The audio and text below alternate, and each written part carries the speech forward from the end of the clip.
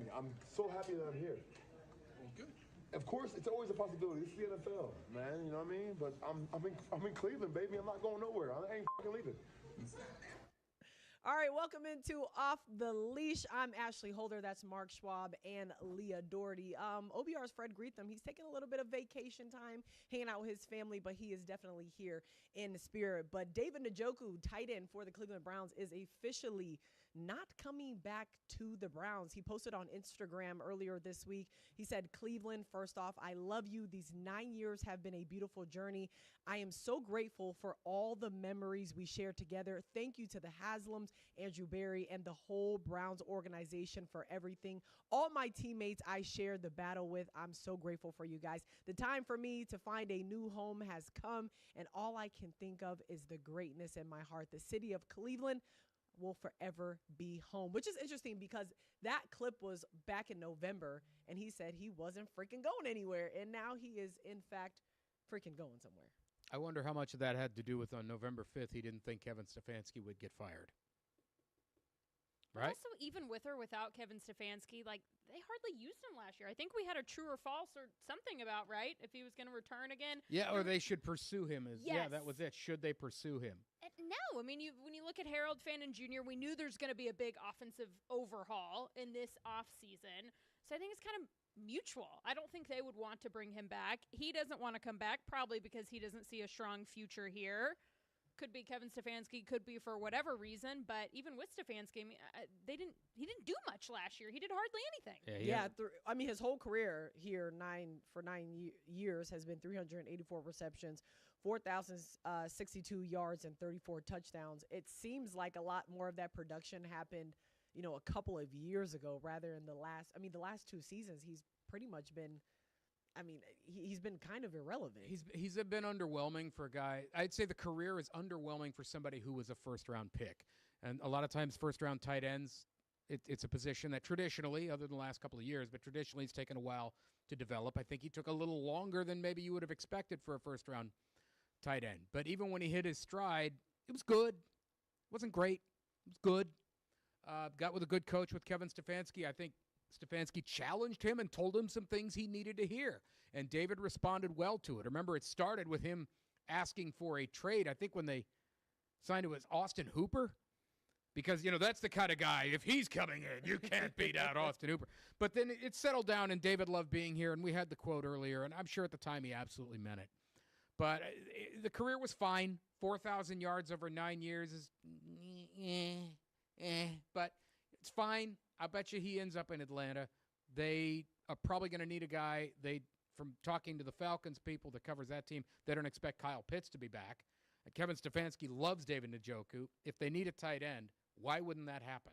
I do think their relationship has been cool to watch, because hearing early on, and Njoku's gotten a little more open about it. Stefanski even got more open about how they did not have a good relationship early on. Like you hinted to, Stefanski had to have some hard truths with him, and he's a guy that I think really matured in Cleveland, coming from just like wanting to do his own thing, butting heads with Stefanski, maybe not, loving the city as much or whatever, and has really just kind of come to grow and love the city. I mean, we would go and cover his charity softball game that he would do, and it's just when he talked about how much he loved Cleveland and used some expletives or whatever, like this was a guy that really genuinely loved Cleveland, and I think he's had a cool, I don't know, kind of like full circle moment how he's come around to where he'd become a lot more of a valuable and productive piece than you maybe would have thought early on. I don't see him having like a bunch of teams coming at him, for him to join the team.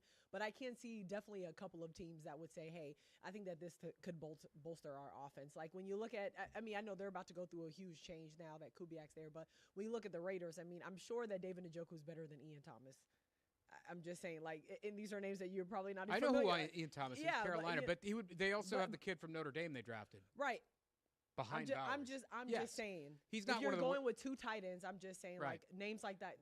That's what I mean by you can use those. But I also don't believe that he made this decision. I believe that the Browns, in my personal opinion, probably told him, hey, I don't think we're going to retain you. they had that conversation, and I feel like he was just the one that beat them to the punch of just saying, okay, I'm gonna make it seem like I'm leaving on my terms. Yeah. That's just my personal opinion, because I don't see the Browns saying, hey, like we want you to stay, unless it's like, well, okay, we'll just pay you the vet minimum or something Right. like that, and pretty much forcing his hand to say, I'm just gonna leave. To your point, I think unless this is he's going to Atlanta with Stefanski, which that'll get settled easily. If he doesn't go to Atlanta, feels like one of those free agents that the teams will wait till after the draft, right? Maybe they need a tight end. It's a decent. Sadiq is the big tight end out of Oregon. He's supposed to be the best one. The kid from Vanderbilt's there. There's one or two others. Kid from Ohio State. But, maybe they need a tight end and they don't draft one. Okay, now we'll talk about these veterans, and maybe he gets signed sometime in May if he doesn't just jump to Atlanta. Here's a point of Njoku that doesn't get talked about enough, and I'll never forget this. The night they drafted him, Browns had two first-round picks, traded up to get Njoku. So he was their third first-round pick of the night. It was the Myles Garrett draft. Then they took Peppers, the safety, and he hasn't really worked out. Then they traded up, and it's one of those on the clock, Browns. Mm-hmm. They took David Njoku. With the very next pick, the Pittsburgh Steelers took Watt. Mm. The Browns could have had Myles Garrett and T.J. Watt in the same draft. Imagine that conversation. I don't know if they both would have been able to coexist. Yeah, that would have been insane. That's a lot. Yeah. Imagine those That two is a on lot. each end. Like, at some point, they probably would not have signed both of them. Like, they still wouldn't be together, right? Mhm. But for those first five, it would have been 5 years because both would have been on first-round deals. Goodness. Well, it's funny because I feel like one thing I've learned about being in Cleveland is consistently, especially you and Fred talk about it a lot, of just how many picks you guys have messed up and could have. You're like, man, they could have had this.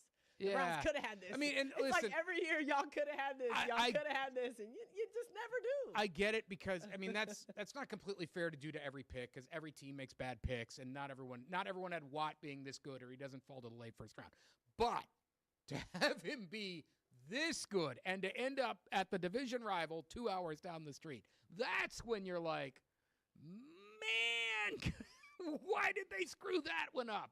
You can screw up the Peppers pick. Nobody talks about that anymore.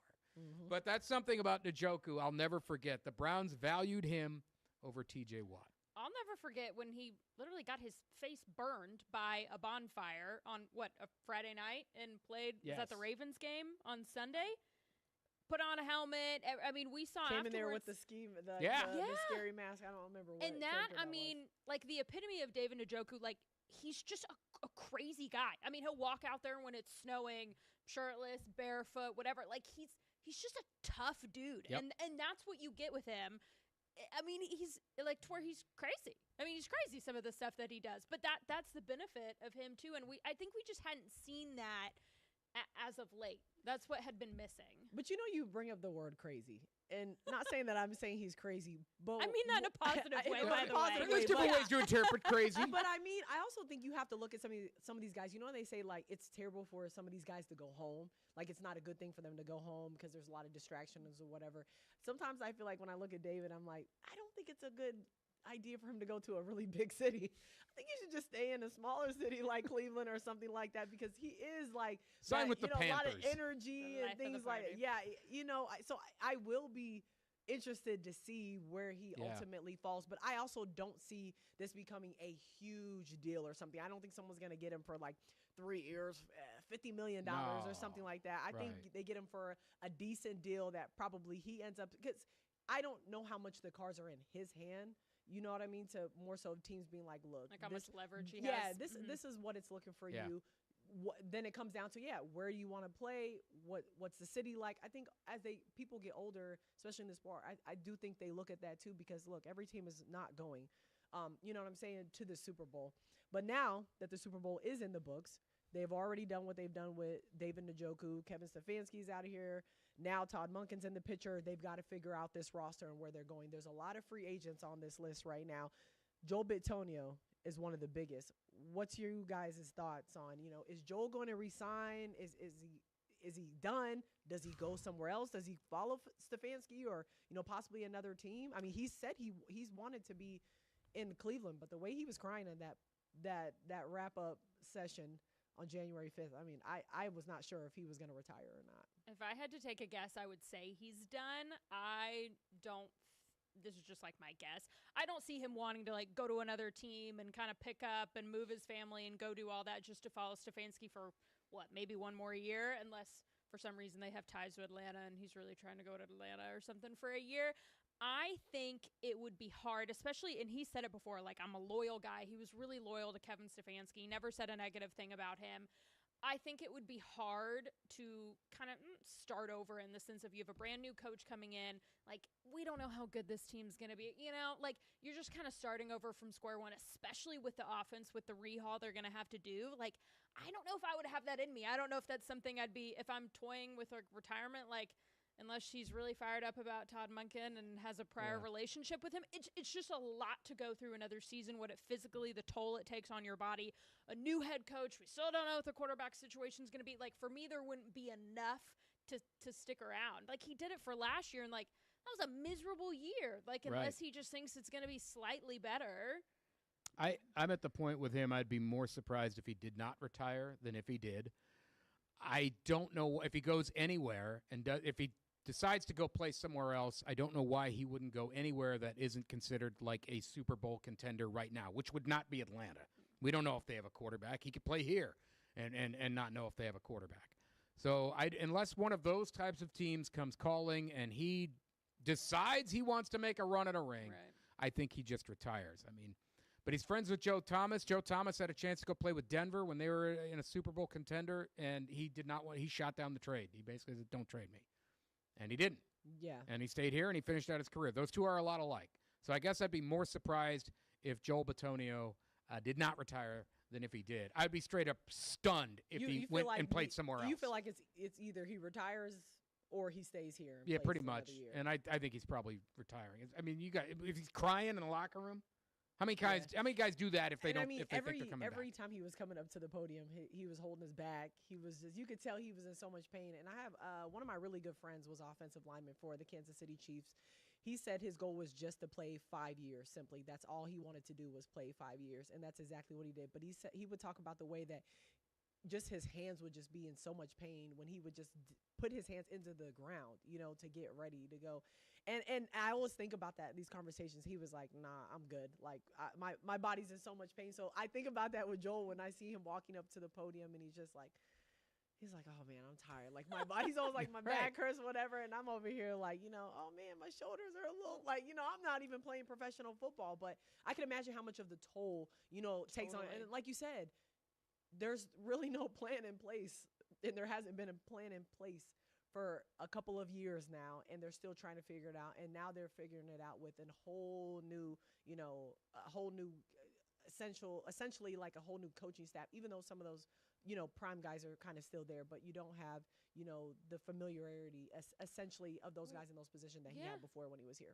And think about the overhaul they're going to have to do just on the O-line. I mean, like, why would you want to, it's your entire position group is going to be wiped. So, like, do you really want to have to go through that, too, of, like, playing with all new guys? All new guys. But a lot of them think probably that young. matters, too, of how much if they want a guy that has been here that long to help, whether it's I think they want him. That's if it's like young guys. I'm not saying if they're bringing a bunch of vets in or something like that, but just of like what he represents and how long he's been here and how he knows that this is the way it flows and how he can lead that line. I can see that, but that's a lot to put on someone that's pretty much on their way out at the same time.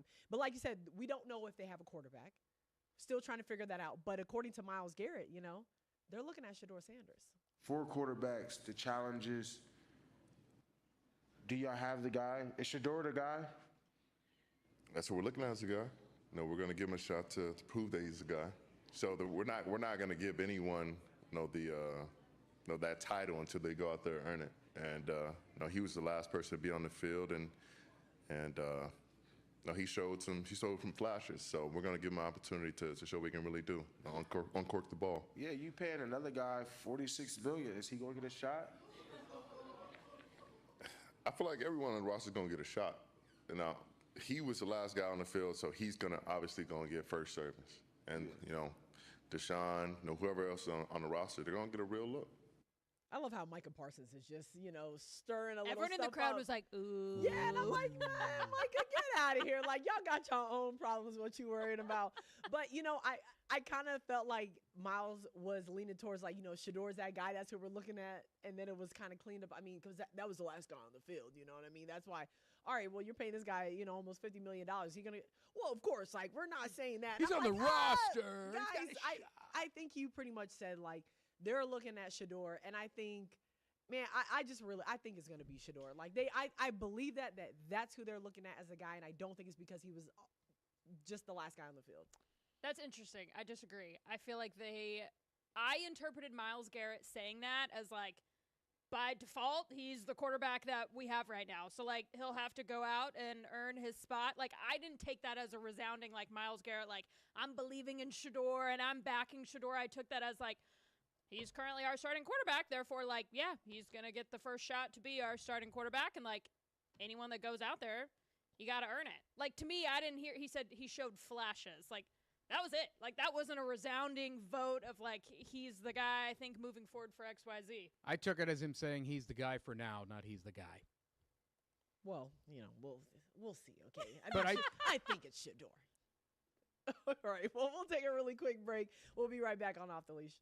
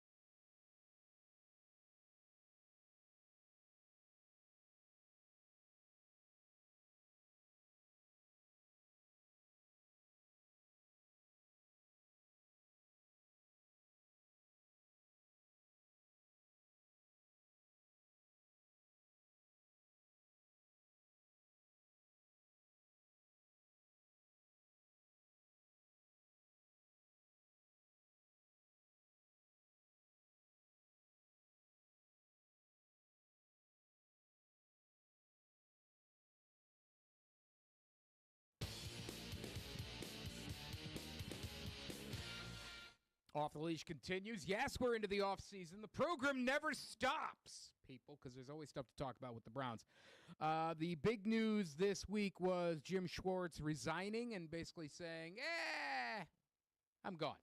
And I think a lot of us saw this happening, coming, and so nobody should be too surprised here.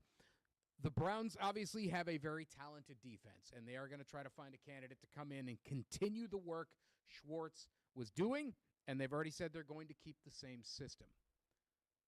True or false, the Browns defense will experience a drop-off without Jim Schwartz. Ooh. What, do you want to go first, Ashley? No. No. Because my first thing would have said, well, and then you'd have been like, just answer the question. You're going to do the gray area. Oh, define drop-off. Great question. Thank you.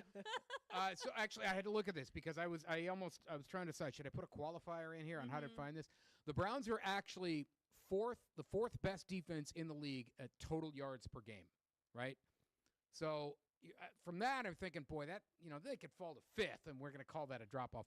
You looked at other statistics. Their points per game, they were middle of the pack. I want to say they were 14th or 15th. And yards given up against the run, they were middle of the pack. They were really good against the pass. I think they were third in the league against the pass, fourth in the league overall. So this is a little bit of we'll know it when we see it. But points per game, they were kind of average as far as surrendering it. So however you want to slice it, if you want to put a qualifier on it, I understand that completely. Sometimes it's noticeable. Sometimes, no, I think they'll be better at this or worse than this particular thing. However you guys want to phrase it. That's what's hard.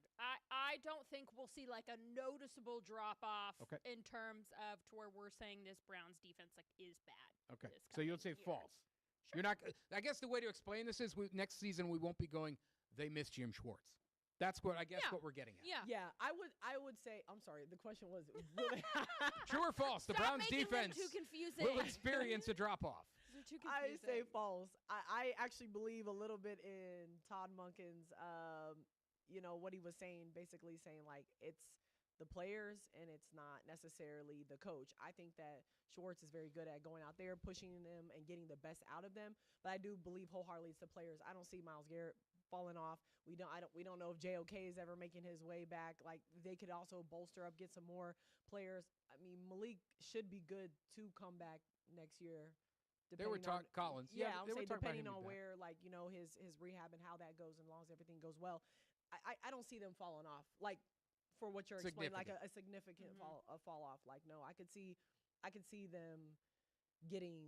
could see them getting better. Especially, I feel like if that offense gets under control and gets better, I could see them wanting to push because now you can make a real big push for the wild card. And I think that only gives them more motivation. And I do think that Myles can keep that defense in check. I think so too. I would say false. I think they'll be fine, especially since they want to keep the same system. And if they promote from within, whether it's Tarver or one of the other guys, it feels more like just a continuation. You get that buy-in then. If you have a familiar guy, you're already promoting from within. I do feel, as much as we talk about this defense as being really good, and it is, they had moments where they weren't. Like, the most unexplainable game and most inexcusable game to me is Tennessee. A team that couldn't run the ball at all, came in here and ran all over you. Now, that was I could see them having a game or two like that next year, but they did that with Jim Schwartz. So if you have one or two of those, you're not going to be like, oh, see, no, you had some problem areas I think we all think Schwartz is really good. I'm with you guys, though. The players are the engine that drives the thing. Promote from within, keep the same system, give me some continuity. Yeah, I mean, listen, that would be a really incredible fall off if that were to happen, because I mean there is too many good players on that defensive side of the ball between just Myles, Grant Delpit, and Denzel Ward alone. Returning them all. Yeah, returning them all to just be. I mean, the only wild card here is that's kind of crazy. Is like 3 or 4 of their best players get hurt, then I don't know if we can say that's on not having Schwartz. Right, exactly. All right, we're going to take a really quick break on Off the Leash. We will be right back.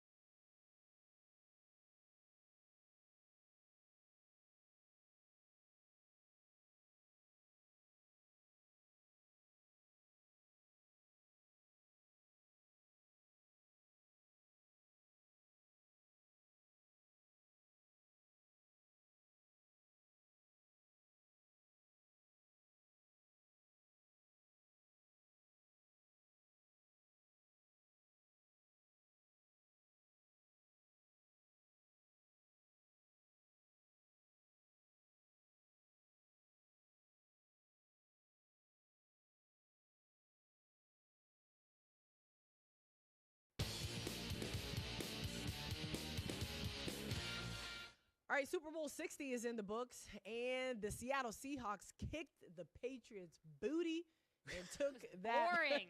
Took that one. Man, what a terrible Super Bowl. I mean, just so boring. But we knew that. Once you saw Bo Nix go down, you kind of saw where this was going. There was no hope for them. And for any Patriots fan that actually thought this was going to be a good game, just dumb. Anyways, there were some.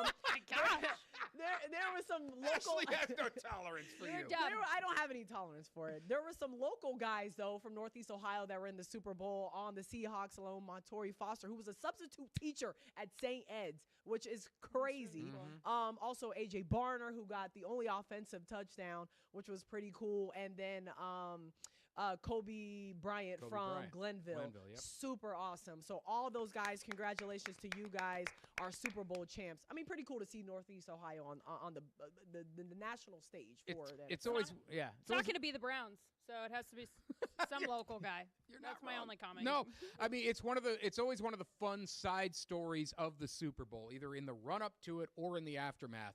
There's usually somebody in it, in this case, multiple somebodies, with ties to this area. Either they went to high school here, or maybe they went to college here. One year, Julian Edelman was was one of the top players. I think even won MVP. I went down to Kent State the next day and did a story on him. You had Ted Ginn and Bob Mahalik on the Zoom this week talking about this.